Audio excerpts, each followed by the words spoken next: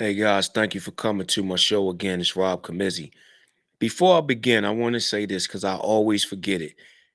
If you would like the video, share it, subscribe to my channel, and hit the bell icon so that you're notified when I post new content. So today I'm going to tackle a subject that nags at my soul and has for a very long time. And this is actually something that I'm guilty of myself. All right. So no judgment over here against anyone else. This is a universal thing for all of us that it applies to. And the reason I'm doing this today because a young lady brought it to my attention based on something that she saw on social media from someone that she knows. And well, I'm gonna get into that in a minute, right after this. Business and making money, relationship matters, social issues, health and fitness. We talk about everything here. You're rocking with Rob Camizzi. Say what you feel, but mean what you say. So here we go. Had a young lady hit me today. She sends me a clip, a screenshot of a comment, a post that she saw on social media today. And I can't share it with you guys because, you know, if I share the entire screenshot and the comments and everything, then it's possible that it could get back to this person, considering that this person uh, is a friend or a former friend of a person that I know. And it's a small world. So I don't want anything like that to happen. So I'm going to get into the bones of it. All right. So this young lady posts this uh, comment statement. And you could tell she was in a mood when she posted this by the tone of the what she wrote. So she's saying that you know, she had someone come to her and ask, "Hey, how did you get over two divorces so fast back to back? I saw you go through a divorce and get over it. Second divorce, get over it. And you married again. How'd you get over this stuff so fast?" Um, and I'm struggling with getting over my first, struggling with it. How did you make it look so easy? So this young lady goes on to say, "Hey, this person has sent this to me, but I'm a school all of y'all." And that's the term she used. I'm about to school all of y'all on this. So she goes on to say, "I'll put myself first. So in the future, nobody can put me last." And she goes on with this type of energy that is, you know, I'm standing up. I'm defending myself. I'm demanding my respect. And she's using that tone in the entire text of the post that she put up. And it creates this energy that, yeah, women, we need to stand up and not, you know, taking second best and being treated less than our value. And I mean, she went on to add some things that make it sound like men ain't S. You know what I mean? Um, that in itself, no, I get it. You have personal situations you go through, but the whole war of the sexes is it really nags at my soul, man. Because here's where I am. Call it old fashioned, traditional, whatever you want. But there's men and there's women. Without the cohesion and the collective work and the unity between men and women, there's no us. There's no reproduction. There's no children. There's no family. All right. So for men and women to be at each other, it's not healthy. We're supposed to be collectively working together and creating unity amongst ourselves, creating relationship, and then family. Uh if we're at war, obviously all of that dies, right? So I'm not an advocate for this going back and forth with men and women. That's why I created the ISM, the Iron Sharp Men movement, because I want guys to detach themselves from all of that negative energy and let's just focus on us and iron sharpening iron, men building each other up so that we can become the best version of ourselves. Doesn't matter what women are saying or women are doing. Let them do their thing and figure their side out amongst each other and let us do the same. And then we come back together and make something healthy and strong. But when she posted this, my response to the lady that shared it with me after she gave her opinions was, I'm pretty sure by now she's got a bandwagon of co-signers that are really buying into this story. And here's why I said that.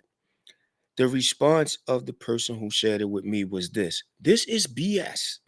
I know this person and I know what she did. Now, pretty sure y'all want to know what she said this person did. Let's backtrack a little bit. It's the third marriage.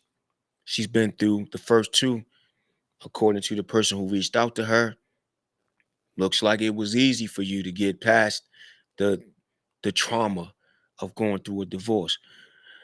The person who shared it with me said that there really wasn't a transition period much.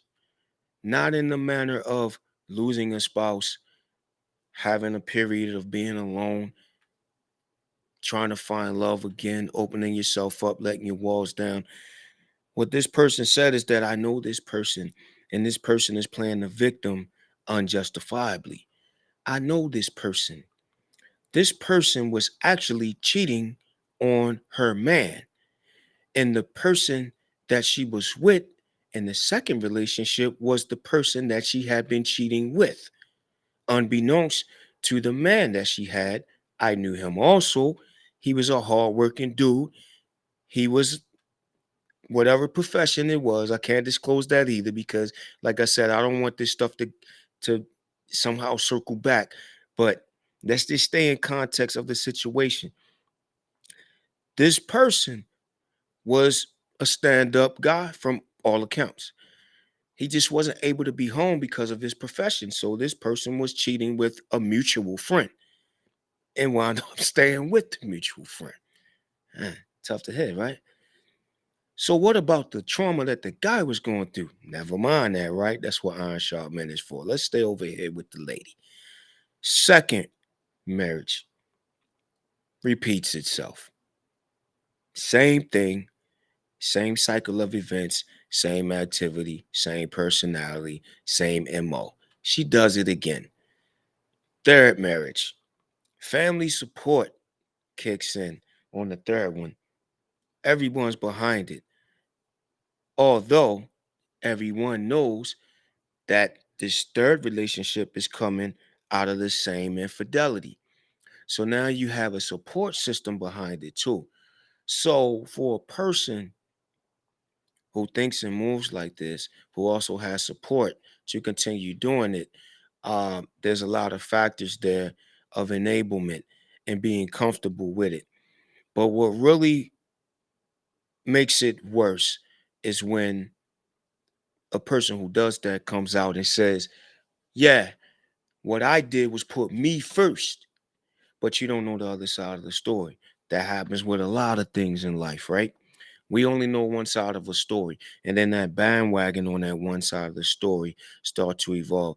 The problem with it is there's a lot of problems, but on the outside looking in, what happens to us is we get feelings about it, and we choose the side of the story that we've heard, and it creates energies that we really don't need. Hence the war of the sexes, men against women, women against men. People put these stories in these sometimes um, fraudulent life circumstances out there, and then people piggyback and bandwagon off of it. Their energies arrive, and it creates this toxic environment where we are against each other unjustifiably. Now, don't get me wrong, people do bad things. Earlier, I mentioned that I'm guilty too. I I've been in a relationship. I've been married. I'm divorced. And I have, on occasion, went a little too far with my expression of what I thought happened. And I try not to do that. I try to stay out of gossip and, all that kind of stuff is really not my thing. But periodically, sometimes your emotions get to you and you're with someone that you trust in your family or a very close friend, and you may share a little bit, but I found myself and felt bad about it, saying a little too much, and I felt like I walked away feeling like, hey, I might have um, put a negative image on her. So I felt guilty about it. But there's some people who have no problem with that at all. They will bash you and drag your name through the mud, kick it, stomp on it, flush it in the toilet, plunge it back out, throw it in the street to be ran over. And everybody who hears it starts to create a feeling within themselves about that person. And in so many cases, it's not even true. It's unjust. It's not true. It's a downright lie. And then we create these energies in us. And let's face it, when women hear enough of these stories, they start feeling like F men. That's what I see when I go on social media in these groups and you know I hear people's opinions on the way the world moves. F men, they're all trash. And then the guys are saying, well, all the women are, they ratchet, savage, they hoes, and can't turn a hoe into a housewife, and these hoes ain't loyal. You get all of that. And it is put us in a really bad place. But let's face the facts of where we are with that. Some things are beyond our control. There was a lot of things that took place that really separated us. The emasculation of men, removing fathers from the household um, in numerous ways, um, elevating women to status uh, where they're in control, which is okay. You're at your company, you work your way up, things like that. That's okay. But there was a little bit of programming there that was pushing women to feel like no longer are we fighting for equality, we're fighting to step on their necks and to say, I'm here, I'm a queen, I'm a boss, bow down, man. And that's not great energy either on either side. We should be doing exactly what we were asking for before, asking to be treated fairly across the board. Everybody. You treat me fair, I treat you fair. And I'm a huge advocate of Jesus Christ and what he taught about the human condition and the way that we interact. And that's what he stood for, was people treating each other fairly. So I'm a full advocate for that. Can't treat a person fairly by bad mouthing them and bashing them, especially if you haven't dug deep enough within yourself and disclosed all of your own faults to yourself and took your own accountability. A lot of times we need to step back, shut up, and focus on ourselves. What can I do better? What could I have done better? Which you can't change, but you definitely don't want to repeat the same irresponsible, inconsiderate choices that you have in the past. So focusing on the now, and where do I go from here after I look at my history and make sure that I'm doing what's best to be my best in the future is where we need to be focusing at. Um, if we do that, then I think there could be a lot more healing, reconciliation, and building up of individual people, relationships. And a lot of relationships could heal like that. I hate to see so many single mothers on dating sites and single fathers. I hate to see the rate of the child support cases being so high. Um, and that people have to be on child support at all. I hate hearing guys bad mouthing women that are pregnant with their child. I hate hearing guys bad mouth women that have had their child. I hate hearing women bad mouth the man who they got pregnant by, who you were once at one time in love with. I would love to see love prevail. I would love to see couples put aside selfish and irresponsible and childish issues and really begin to find out again what love actually is, embrace it, apply it, and build off of it. That's where I want to see it go. This war of the sexes, war of the parents, war on the family, war on the man's man, the real man. I would really love to see it come to a cease, but we got a long way to go. I'm not losing hope, but it's not looking good. Y'all leave a comment. Let me know what your thoughts are. If you're a man, Please come on over. We're just starting to build this thing. IronSharpMen.life. We're in the beginning stages. Bear with us. But come on over, fill out the little form over there to become a member of Iron Sharp Men. We about to build this thing up, y'all. All right, don't forget, like, subscribe, share the video. I appreciate y'all coming to my channel. Peace.